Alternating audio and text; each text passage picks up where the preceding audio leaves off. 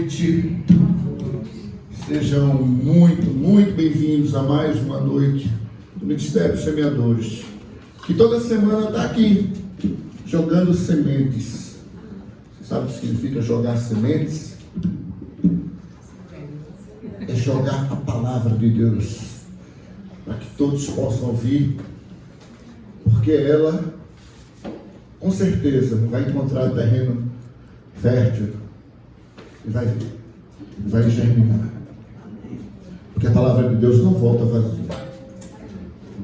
A parábola do semeador diz que um lavrador sai a semear, joga sementes, uma parte, as aves do céu vêm e a comem, outra parte cai num terreno cheio de pedras, e aí ela não consegue crescer porque não consegue fazer raízes. Uma outra parte cai num terreno cheio de espinho, e esses espinhos vão sufocar, e as plantas não vão conseguir germinar. Mas uma outra parte cai em terreno fértil. E aí a gente não tem como saber quais são os corações férteis. Isso cabe ao Espírito Santo, ele que convence, não somos nós. Nossa obrigação é simplesmente, puramente jogar a palavra. E é isso que fazemos toda segunda-feira aqui nos Semeadores. Nós jogamos a palavra de Deus, nós trazemos a palavra de Deus ao coração de todos que estão aqui. E a gente torce, a gente pede a Deus que essa palavra termine no coração de vocês. Amém, queridos? Quem está aqui pela primeira vez, Semeadores? Por favor, levanta aí. Olha, tanta gente aqui. O povo dos semeadores que costuma vir aqui semanalmente, parece que tem medo de chuva, né? Estão com medo acho que são feitos de açúcar, estão com medo de derreter. E muitos não vieram hoje, acho que realmente previsão de muita chuva, choveu muito à tarde. Mas a quantidade não importa. O que importa é que estão aqui, com certeza, Deus tinha alguma coisa para falar no coração de vocês, né? E como eu falei no início, a palavra de Deus não volta vazia. E a gente vai falar hoje sobre um tema muito bacana, porque é um tema social, né? É um tema pertinente ao nosso cotidiano, ao nosso dia a dia. Porque fala de um problema muito pouco falado, né? A gente escuta muito falar na televisão sobre racismo. Mas se acontecer um racismo, isso aí vira a mídia, cair em cima, é aquele carnaval todo. Quer ver outro? Homofobia. Meu Deus, se falar de homofobia, vem a imprensa toda, a imprensa mundial. Agora a gente falar de etarismo, ninguém sabe nem o que é. Quem sabe o que é etarismo? Muito pouca gente. Só que ele acontece todo dia. Ele acontece na Europa, ele acontece nos Estados Unidos, ele acontece em muitos lugares do mundo, mas acontece muito aqui no Brasil, talvez bem mais do que lá fora. E é sobre isso que nós vamos falar hoje, sobre esse preconceito contra o idoso. Esse preconceito que não tem nada a ver com o que está nas Escrituras. Afinal de contas, do Antigo ao Novo Testamento, os anciões sempre foram muito honrados. Não tinha um rei de Israel que não tivesse um grupo de anciões para aconselhar. Moisés, quando fez a travessia do Egito, ele tinha lá os seus anciões para lhe ajudar a governar aquele povo. O apóstolo João, quando foi levado à sala do trono, em sua revelação, lá no livro de Apocalipse, quem ele encontra ao lado do Deus Todo-Poderoso, ao lado do trono, 24 anciões. Então não é à toa que os anciões foram honrados nas Escrituras, tanto no Antigo como no Novo Testamento. Os reis de Israel, eles tinham seus anciões como conselheiro. Teve um rei, que decidiu não dar atenção aos anciões. Ele preferiu dar ouvido aos jovens conselheiros dele, aos amigos dele, novinho. Trata-se do filho do rei Salomão. Ele, muito novo ainda, herdou o trono E no primeira dificuldade, no primeiro impasse, o povo estava querendo que baixasse os impostos e tal, todinho, e ele chegou para os anciões disseram, é conveniente que você baixe os impostos. Mas os novinhos, amigos dele, disseram, não, vai lá e aumenta mais ainda, mostra que tem poder. Aí ele deu ouvido aos novos, não aos anciões. O que aconteceu? O reino de Israel foi dividido. E aí, mostra quão tolo nós somos em não escutar os idosos. Porque a experiência é tudo. É sobre isso que nós vamos falar hoje. É sobre preconceito para com os idosos. E é sobre a sabedoria que esse povo tem. Para falar sobre isso, a gente convidou a doutora Daniele Marinho, médica geriatra. Ela vai nos trazer uma palavra sobre o etarismo, sobre os idosos, né? Mas antes que ela venha aqui, eu queria convidar meu pastor, capelão do nosso ministério, para que ele abra a noite, ore pela nossa preletora e por todos vocês. Amém, queridos? Amém.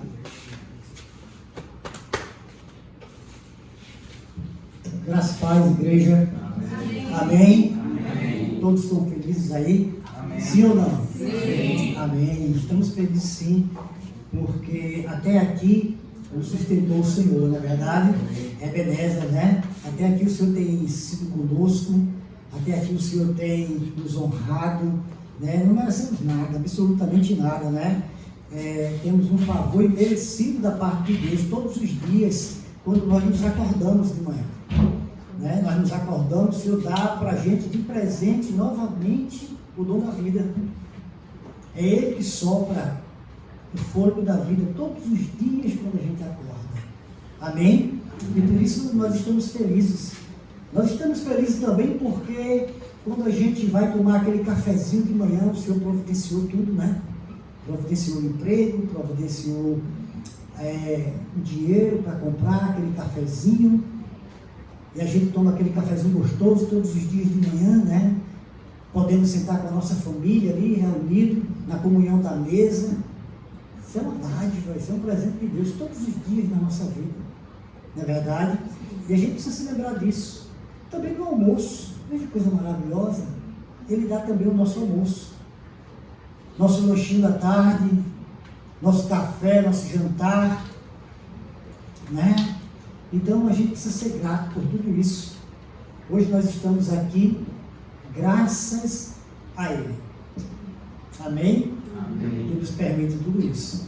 Eu quero chamar a doutora aqui, para vir trazer essa palestra para a gente, né? Essa palestra maravilhosa, porque é muito bom a gente poder ter pessoas especializadas que falam nisso, né? Que falam sobre a questão dos idosos, ageísmo, né? Preconceito contra o maior de idade, contra o idoso. Amém? Eu quero trazer aqui a doutora.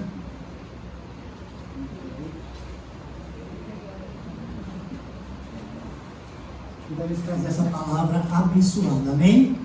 Vocês vão ficar com ela agora. Agora, antes disso, eu queria orar. Feche seus olhos aí onde você está. Pensa em Deus. Pensa em tudo que Ele tem feito na vida de vocês. Pai eterno, Deus amado, em nome de Jesus, nós oramos para que o Senhor venha abrir a nossa compreensão. Para que o Senhor venha abrir, Senhor, o nosso entendimento.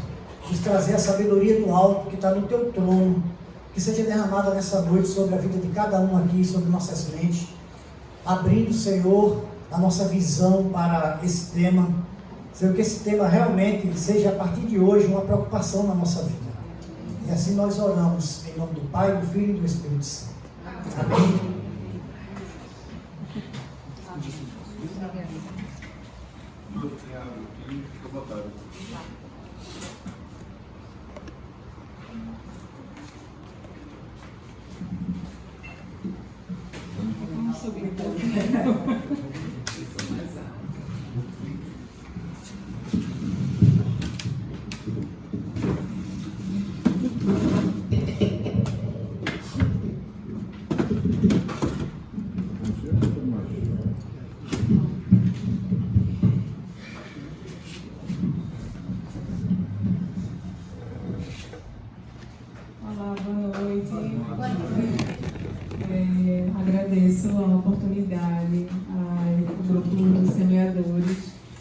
que eu aprendi a amar, né, ao longo da minha jornada aqui na Igreja da Trindade.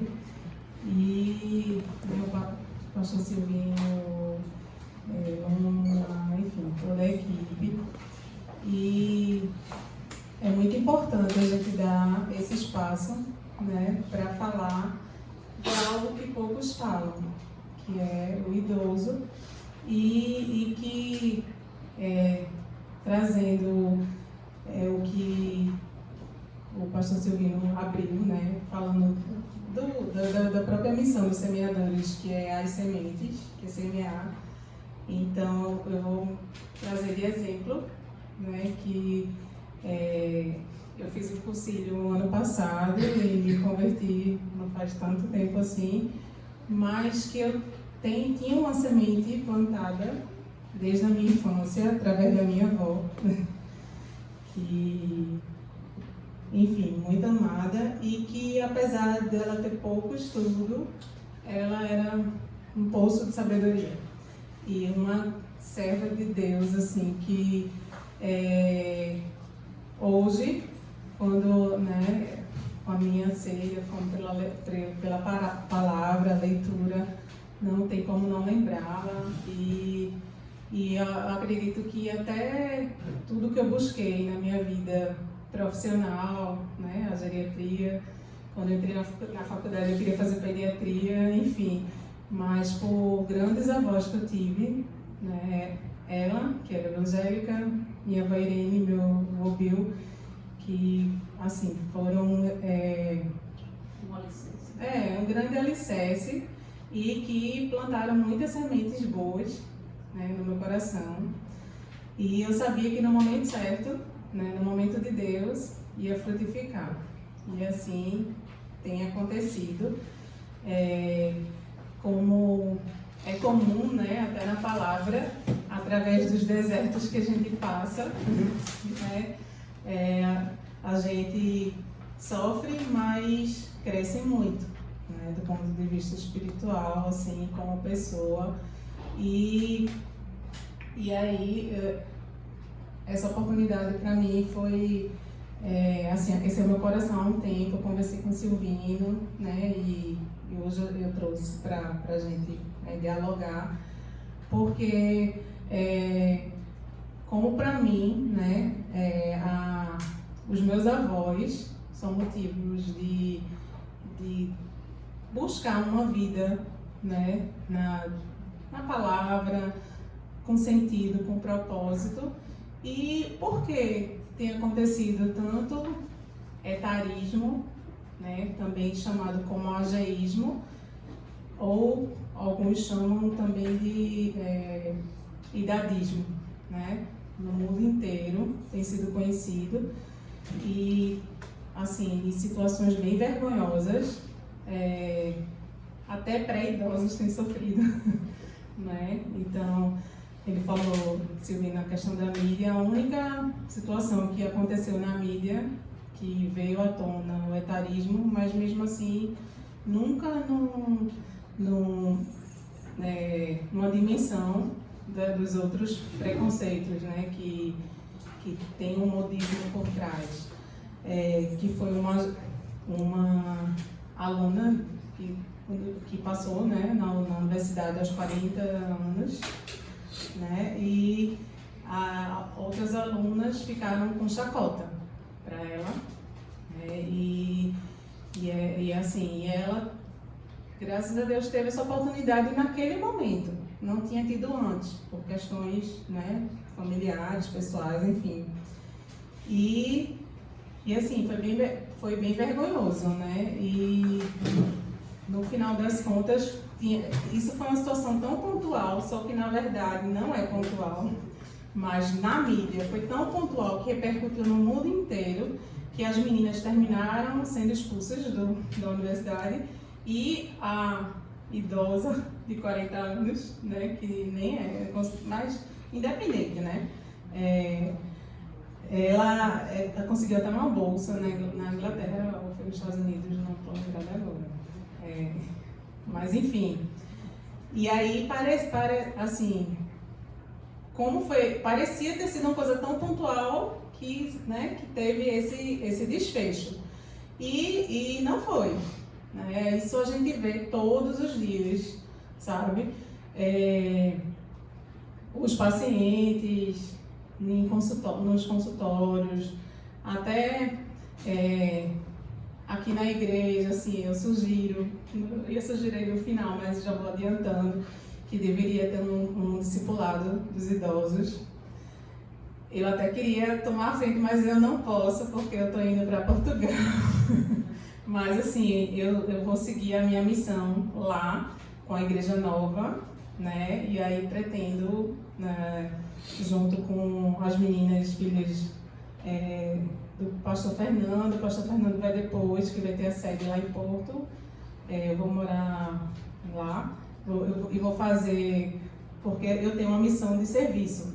Então, eu sou geriatra e vou fazer um doutoramento em cuidados paliativos, em que eu busco levar a evangelização, quem sabe, até no processo de finitude no leito, né? Então, isso, para mim, eu estou levando não como um título que eu vou buscar em si, mas como uma missão. E minha filha também está ali, Maria Luísa, aquela de roxo, que, né, participa enfim, eu disse, menina, tu tem... participa de diversos discipulados, ministérios, enfim, e ela, Deus falou, né, ouviu minhas preces e também ela vai por obediência. Ela não queria ir, porque ela teve uma missão junto com as meninas do pastor Fernando. Então, assim, elas têm diversas metas lá para fazer, enfim. E isso tudo para iniciar, né, falando o etarismo, o idadismo, o ageísmo, apesar de ser pouco falado, pouco divulgado, é o preconceito mais prevalente. Pasmem, né? Porque como é que pode ser o mais prevalente e ninguém sabe nem o que é, né? Ninguém protege os idosos, assim, acha que da idade, se o paciente não escuta, nem fala, que ele não vai nem escutar. Então, assim, e quando a gente fala de preconceito, é nas diversas esferas, né? Então, desde não só, né, que a gente fala muito da agressão física, mas a agressão emocional, psicológica é tão forte quanto, né? Então, quando você, imaginem, costumo dizer que o idoso é uma história viva, né? Então, se a gente, é muito mais rico você conversar com um idoso sobre determinado lugar, determinado momento da nossa história. Então, a gente vai ter detalhes, né? Vai ter saberes muito maiores do que até indo no lugar, pegando um livro de história. Então a gente tem esse privilégio, que o Brasil ainda é um país com muitos idosos, né? Com um percentual que cresce a cada dia. E no mundo inteiro, pela primeira vez, a gente tem mais avós do que netos. Então a tendência é ter muitos idosos, muito mais do que crianças. E por que não respeitá-los, né? Não dar oportunidades para eles. Não é à toa, né, que o Senhor Jesus, né, colocou nos momentos mais difíceis, né, dos filhos dele, né, como, por exemplo, Moisés, no momento que ele estava, né, tinha passado pelo deserto, preparando todo o povo para a terra prometida, todo aquele sofrimento, todo aquele deserto. E aí, será que né, existe alguém mais sábio, mais do que né, o Senhor Jesus e o Espírito Santo, para escolher os 70 idosos para aconselhá-lo?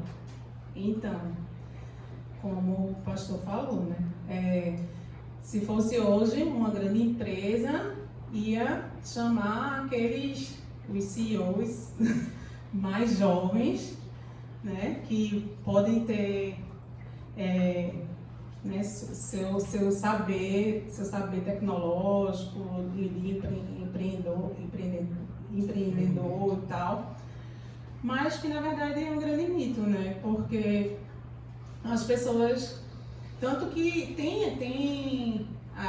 as empresas estão abrindo os olhos até para isso, de ter sempre um grupo sênior, né, que sênior, quando eu digo, porque assim, sênior já até levaram a palavra sênior para como se fosse um CEO, um jovem mais experiente em determinada área, mas eu estou falando na palavra sênior pensando em idoso mesmo, que aí busca levar sabedoria e até equilíbrio emocional, que é o que falta nos nossos jovens, né? Então hoje, o que a gente mais tem são jovens muito inteligentes, que vivem nas telas, mas mentalmente, psicologicamente adoecidos, né? E os idosos que não tiveram, não foram de uma geração que passaram por isso, então eles têm e tiveram hoje até a questão, né, da base familiar, né, que hoje está relegada, né? Então antes havia uma preocupação maior, né, desse suporte da base familiar. E aí as pessoas das gerações passadas, elas, né, tiveram esse suporte muito maior para que trouxesse, né, ao âmbito familiar, aos jovens, aos netos, tanto que assim, como eu dei meu exemplo, quando eu estava aperreada, estressada, que eu buscava minha avó, meus avós, assim, né, para me dar uma palavra de acalento. E o interessante é que hoje eu vejo que aquelas palavras que ela dizia, e até falava, quando você for dormir, fale isso, isso e isso, leia isso, isso e isso, tá tudo aqui. E eu não tinha muita noção, assim, porque os meus pais não incentivaram muito, né, essa parte, ficou essa lacuna que eu tô, né, agora buscando atrás, que nunca é tarde, né. E aí, eu trouxe como fundamentação, né, 2 salmos, que foi o Salmo 90 e o 71. O 90 foi o que né, que estava até na mídia, chamando para as pessoas virem hoje, que era a oração de Moisés, né? E que certamente nesse salmo ele trouxe, né, tudo aquilo que ele tinha vivenciado, né, no deserto, e assim, mostrando, né, o quão é importante um coração sábio. E ele que teve uma vida assim longa, longeva, de 120 anos, com 3 ofícios, de príncipe, pastor de ovelhas e, por fim, né, o líder de Israel, né? E aí, no Salmo 90, o Salmo 92, né, o versículo 12 do Salmo 90, que é o ensina-nos a contar os nossos dias, para que alcançamos o coração sábio, né? Eu estou sem óculos. Mas é exatamente isso. Então aí eu trouxe que não tem como pensar no idoso sem pensar em sabedoria. Então, assim, ao contrário do que os jovens pensam, infelizmente, e aí isso que tem levado ao etarismo, pela desvalorização, né, do idoso, porque a gente vive num mundo de estética, né, num mundo em que as pessoas valem pelo que têm, não pelo que são, né? Ou seja, há uma inversão total de valores, né? E isso, os jovens preferem até idolatrar, coisa que o nosso Senhor abomina, né? Idolatrar influencers que não tem nada na cabeça, assim, que fala só abobrinhas, assim, que a sabedoria passou, né, anos-luz ali daquelas pessoas.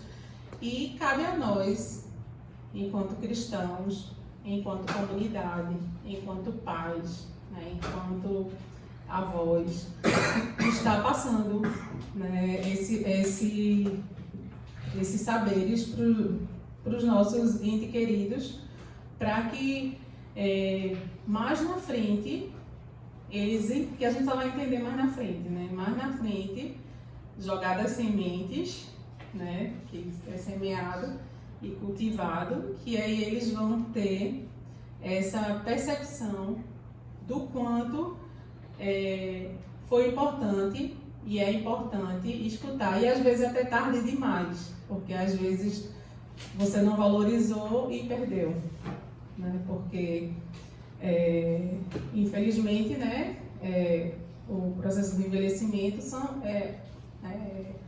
etapas que a gente passa. Na verdade, a gente começa a envelhecer desde cedo, então, a velhice é a última etapa. Mas, como geriatra, eu trago que para tirar esse estigma também de velhice como sinônimo de doença, que não é, tá?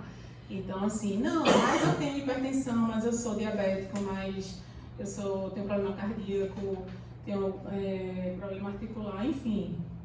Você pode, pelo andar, né, pela jornada de vida que a gente passa, então, com a idade mais avançada, então, o nosso organismo, tal como uma máquina, ele vai ficando mais desgastado.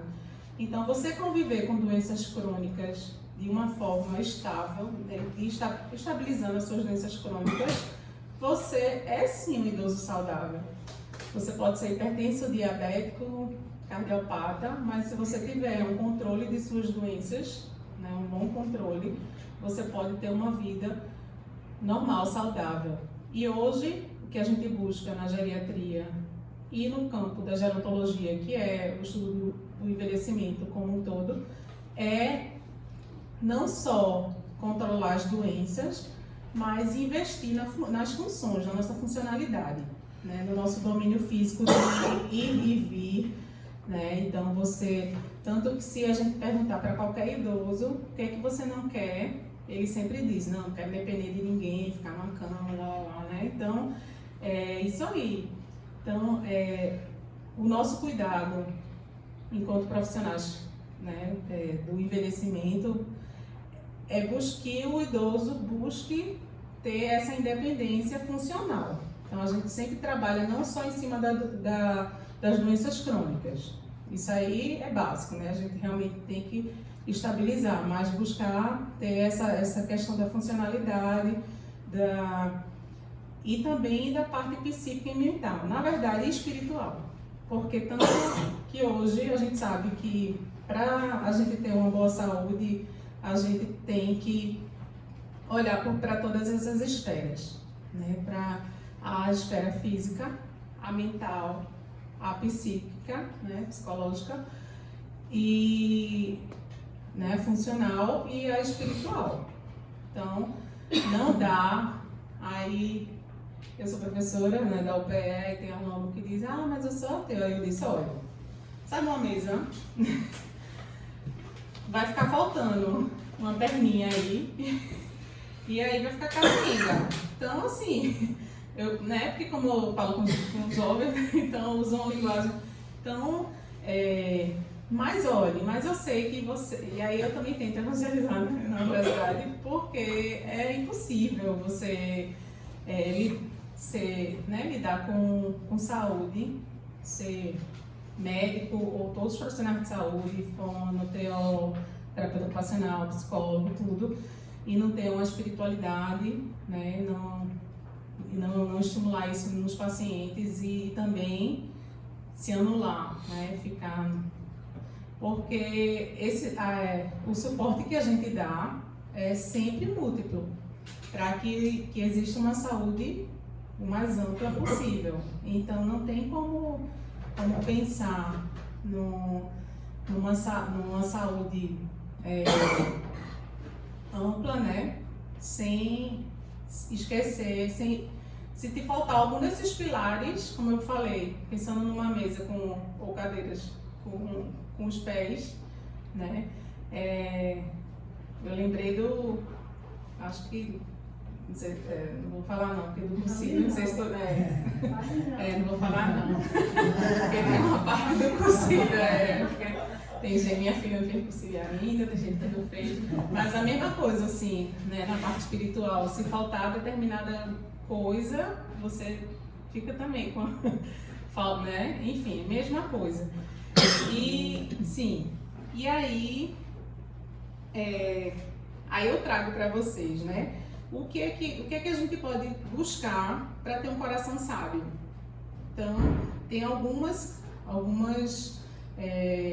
situações aqui da palavra, tudo eu fiz fundamentado aqui na palavra.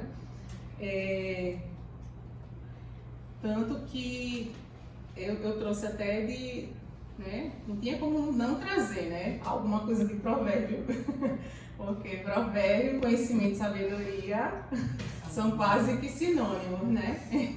Então, o coração sábio busca o conhecimento, mas a boca dos insensatos se alimentam da estupidez. Então, Provérbio 15, versículo 14. E a gente tem que buscar se alimentar da palavra, né?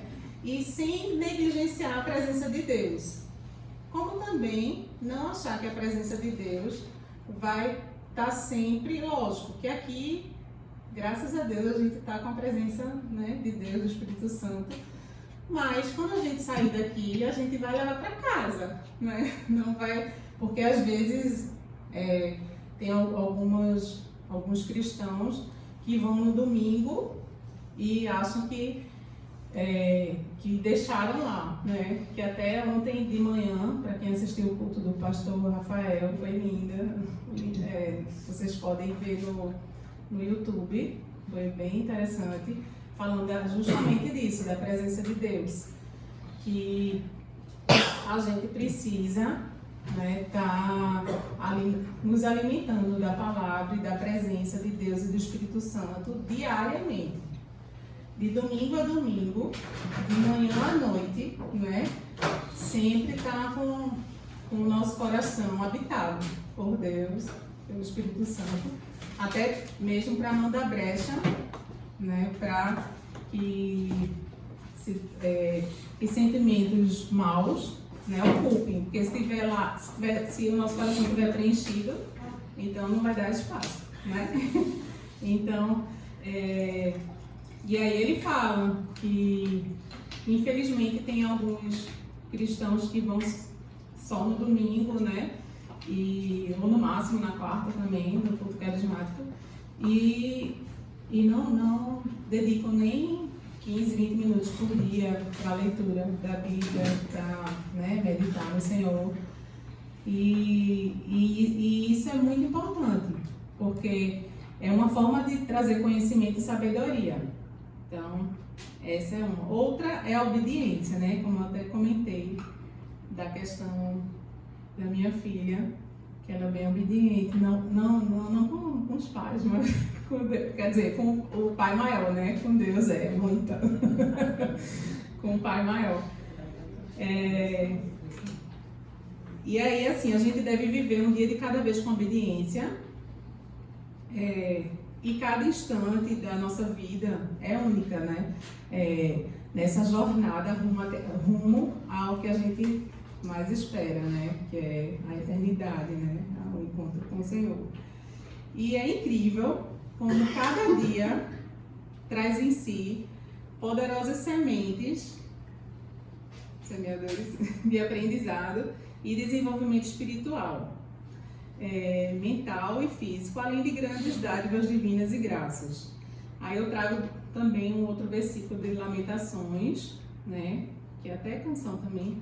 Novas são cada manhã, grande é a tua fidelidade. E cada um de nós né, cada cristão que está aqui deve começar, aí voltando, né, para o versículo do Salmo, o versículo 12 do Salmo 90 de Moisés, que pede para aprender a contar os dias, que é através do conhecimento, né, e da sabedoria, principalmente. E para isso a gente deve extrair sempre dos nossos dias lições importantes para o presente e para o futuro, e sempre estar compartilhando entre nós, entre os irmãos, né? Seja no discipulado, seja até nas rodas de conversa, né? Enfim, é muito importante. E uma outra coisa que é considerada até vocês sabem, alguém saberia dizer qual o princípio da sabedoria? Qual seria o princípio da sabedoria divina? O temor do Senhor. Muito bem. É isso mesmo. Então, o temor do Senhor, né? E que o temor, pensando em respeito, em obediência, não é o medo, óbvio, né?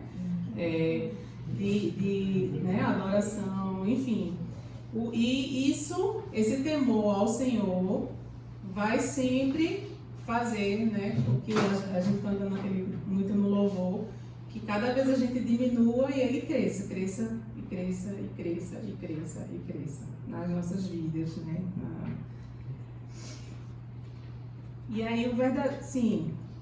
E às vezes muita gente também confunde a sabedoria, né, com, às vezes, sabedoria, conhecimento, né?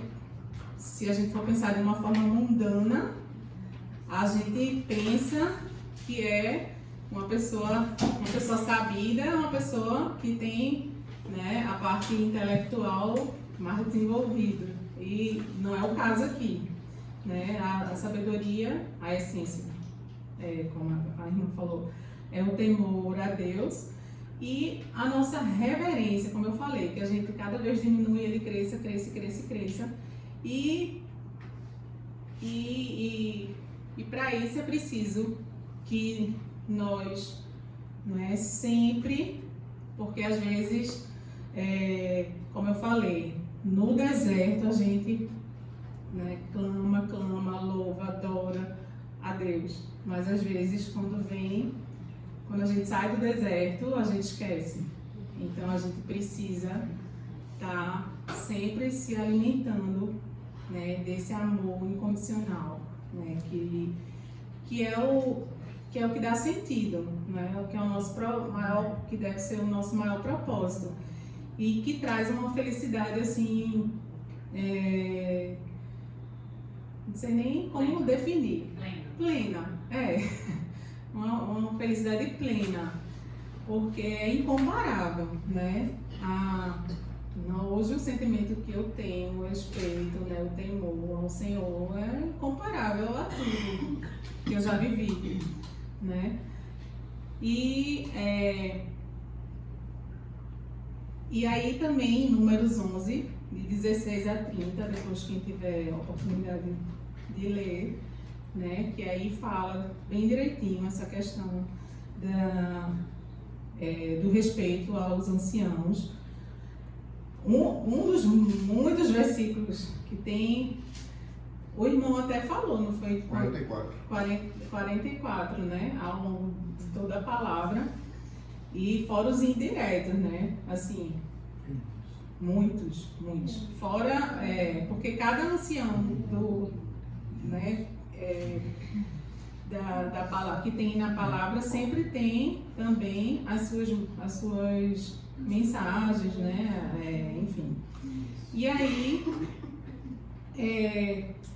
o que cabe a nós é nos reverenciar a Deus diariamente em busca dessa sabedoria e dessa paz que excede todo entendimento, que também eu não tinha noção, que é uma coisa assim indescritível, e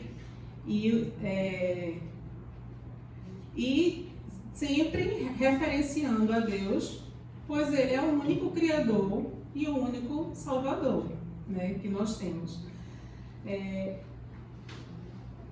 Sim, aí Moisés, né, voltando a Moisés, aquela questão, né, quando ele estava no deserto, durante toda aquela caminhada, todos aqueles 40 anos, conduzindo o povo de Israel, estava bem sobrecarregado, e aí foi quando, só reforçando para lembrar, que Deus enviou 70 anciãos para orientá-lo, né? Então, por que será, né? Tinha tantos jovens, né? E aí eu trago o Salmo 71, que não define na Bíblia quem foi o autor. Como a maioria né, foi o Davi, né? A gente pensa que Todos são de Davi, né? Que todos são. Mas que é o Salmo 71, que é súplicas de um ancião. E aí eu trouxe o versículo 5. Pois tu és a minha esperança, Senhor Deus, a minha confiança desde a minha mocidade. E aí eu trago uma reflexão bem interessante, que é, primeiro, quando a gente fala de esperança, é muito importante falar de esperança, né, quando a gente lida com o familiar, com o paciente, ou as próprias pessoas que já estão idosas, né, que a esperança, que até o pastor Cirlan, né, falando que é a fé em ação, né? A esperança é a fé em ação. E a gente espera que coisas boas nos aconteçam, né? E mesmo que às vezes aconteçam coisas ruins, tudo tem um propósito para depois virem as coisas boas. Que eu até vi online ontem, que eu assisti de manhã, mas vi online, enfim, sim, aí puxando do Salmo, que fala da esperança, né, e da confiança da mocidade, eu trago porque é bem interessante que pessoas que começam desde a juventude, né, com temor ao Senhor, elas, né, por todo esse processo, esses anos, mas que realmente, né, que só vão para a igreja no domingo, né, assim, que realmente se dedicam, elas têm ao longo de todos os anos amadurecimento e a sabedoria para ter uma velhice com melhor qualidade de vida, com mais funcionalidade. Então isso aí tanto está na palavra como tem respaldo científico. Então, isso e outra coisa que eu trago. E quando, desde a mocidade, né? Que eu estou usando o termo da Bíblia e que a geração dos meus pacientes usam muito, né? A minha mocidade e tal, meus avós usavam.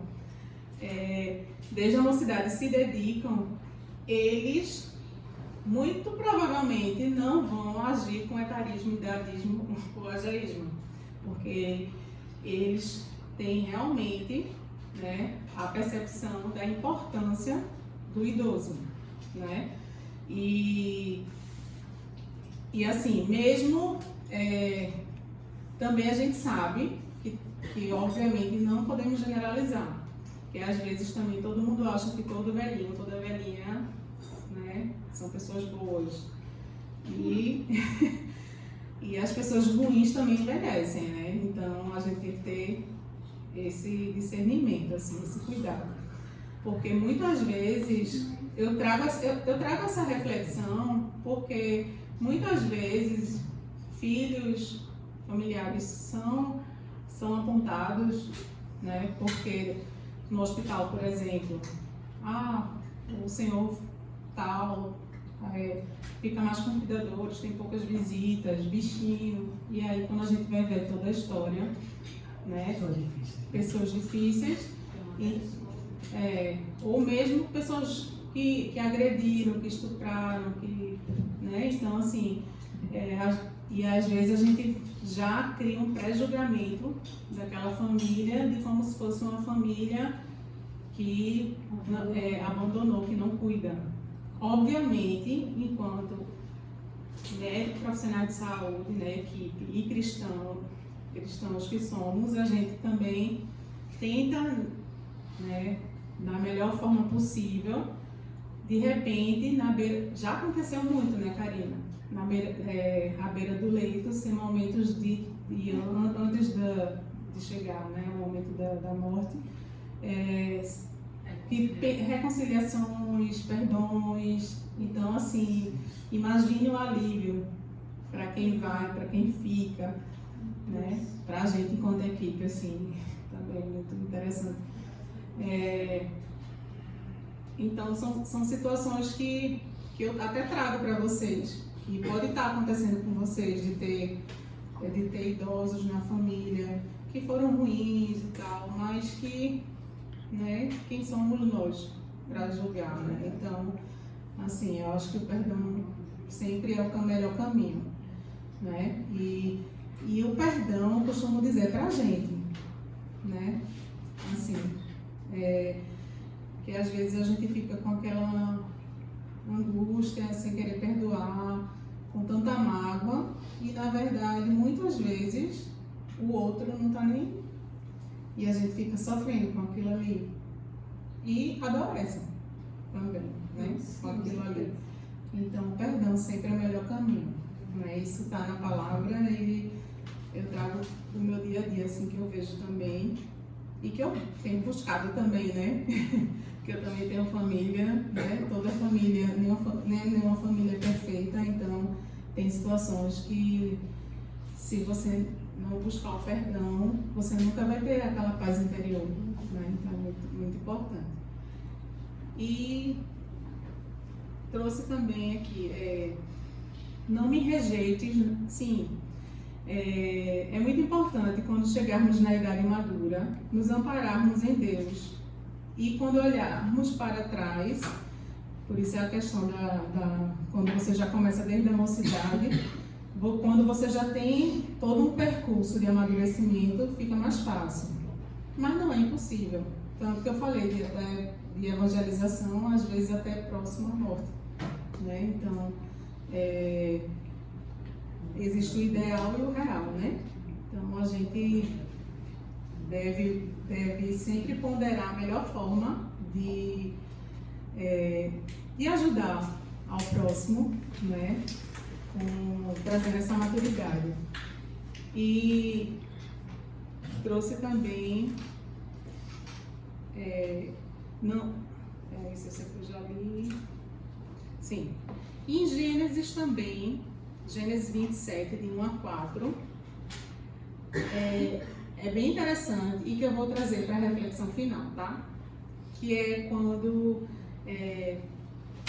Isaac, né, ele procura Esaú, seu filho, e diz que já está velho e que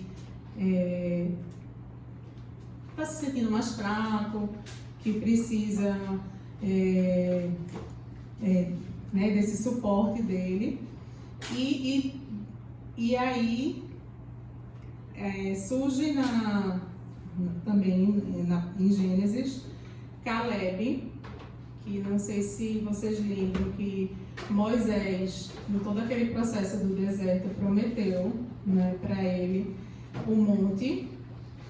E aí ele tinha 40 anos quando ele prometeu. Aí Caleb estava com 85, idoso. E aí foi falar com Josué, né, para perguntar da promessa. E aí quando eles, né, veem realmente que deve existir esse cumprimento da promessa. E o interessante é que Caleb, mesmo, veja quanto tempo ele esperou, né? E às vezes a gente não consegue esperar um pouquinho, que é sempre, principalmente essa geração imediatista, né? Né, Ju? Eu tô falando assim, mas eu também, às vezes, quero as coisas para ontem, mas tudo no tempo de Deus. E aí Caleb, aos 85 anos, ele estava muito disposto, né? Disse que estava pronto para a guerra, se fosse preciso, estava com força física, tudo assim, mesmo com a idade de 85 anos, ele perseverou tanto, que aí, e confiou, né, que em nenhum momento ele achou que a promessa não seria cumprida, que assim, isso aí eu trago essa reflexão, que Deus, né, ele é capaz de nos capacitar e para a gente enfrentar, né, todas as nossas dificuldades, superarmos nossas limitações, e mesmo na fragilidade, seja da idade ou seja do momento, ele vai trazer força física, força espiritual, confiança, né, como aconteceu no caso de Caleb, que ele mostrou que a perseverança, ela inspira a gente a não desistir nunca, né? E não nos limitarmos por qualquer deficiência que seja física, né? Seja social, enfim, qualquer limitação, qualquer né, na vida amorosa, as dores, né, os nossos sentimentos, que muitas vezes ficam bem confusos. Então, se a gente confiar, entregar no momento certo, né, a gente vai conseguir, sim, conquistar a vitória. E, como a gente está falando de idade, né, minha gente, eu trago para vocês, por experiência, tenho 15 anos de geriatria, não é tanto assim. Karina tem um pouco mais, né, de 25. E assim, é incrível que a forma como você olha a vida e como você vive, né, e como você acredita, quando você confia, muda totalmente, né, a jornada da sua vida. Então, tanto que a gente pode, vou usar o termo pejorativo, né, a gente tem jovens bastante velhos e velhos muito jovens. Então, assim, o que eu trago nessa noite é que a gente se inspire agora nessa última história de Caleb, né, de confiar, de aguardar, né, com perseverar, que vai chegar, sempre vai chegar, né? E que o deserto, ele é só passagem, jamais morada, né? Então, é isso. E assim, e respeitar aqueles que têm o que nos oferecer, né? Porque, como eu falei, o idoso é uma história viva, né? Os anciãos, o próprio nosso Senhor, né? É uma grande prova que em tudo ele sempre demonstra que o melhor caminho a seguir é esse. É isso, gente. Amém. Obrigada. Senadores que não conhecem sempre tem um tempozinho para pergunta e resposta, né? E pastor Buda também quer trazer uma reflexãozinha, mas eu queria fazer uma pergunta primeiro, Daniela, assim, curiosidade mesmo. Dom Paulo diz uma frase que eu acho perfeita, diz que envelhecer é um privilégio de poucos, né? E é verdade, não é todo mundo que vai ter esse privilégio de envelhecer, embora exista esse preconceito. Você, como geriatra, a partir de que idade as pessoas começam a ser atendidas por um geriatra? E essas pessoas que começam a ser atendidas, qual normalmente são as queixas delas em relação a como são tratadas lá fora? Aqui no Brasil é considerado idoso a partir de 60 anos. Né? Na Europa, nos Estados Unidos, a partir de 65 anos. Então, eu costumo dizer que quando existe um histórico familiar de alguma doença prevalente, né, que você mesmo antes de 60 anos já começa a apresentar, aí você pode buscar o geriatra.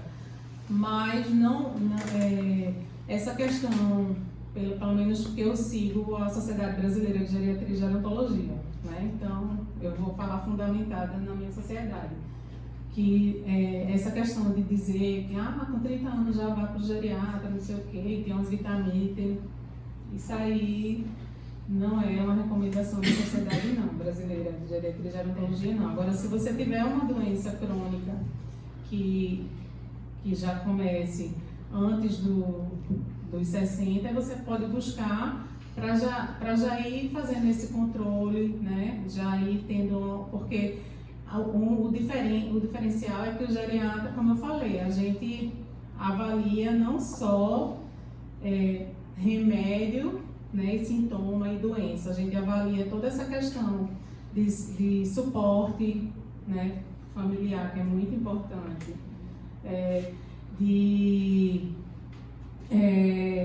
toda a parte psicológica, mental. Então, assim, em relação à demanda, o que eu mais tenho são problemas de sintomas psicoemocionais, né? Muitos pacientes com depressão, ansiedade, né? Síndromes demenciais e essa a queixa de etarismo, infelizmente, muitos dentro das suas próprias casas, com seus próprios netos. Tanto que, na época da pandemia, eu até escrevi uma matéria para o Diário de Pernambuco, falando de violência, que inclusive esse mês é o Junho Violeta, que é de combate à violência ao idoso. E que a maior parte da violência ao idoso é cometida pelos seus próprios familiares. Seja a violência física ou mesmo a violência, né, de extorsão, né, que netos que utilizam de empréstimos e deixam os idosos veja a contradição. No Brasil, os maiores provedores são os idosos.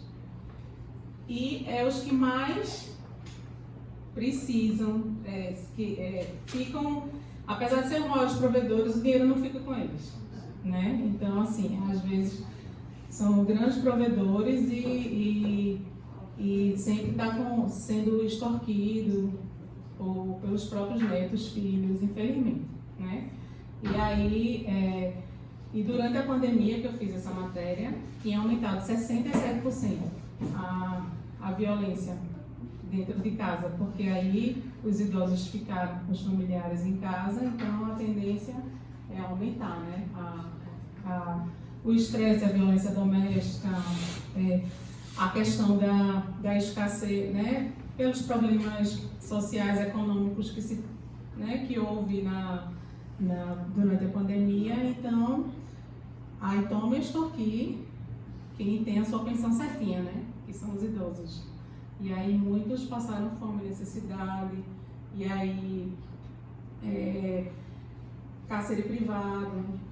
Eu já fui até ameaçada de morte por cárcere privado.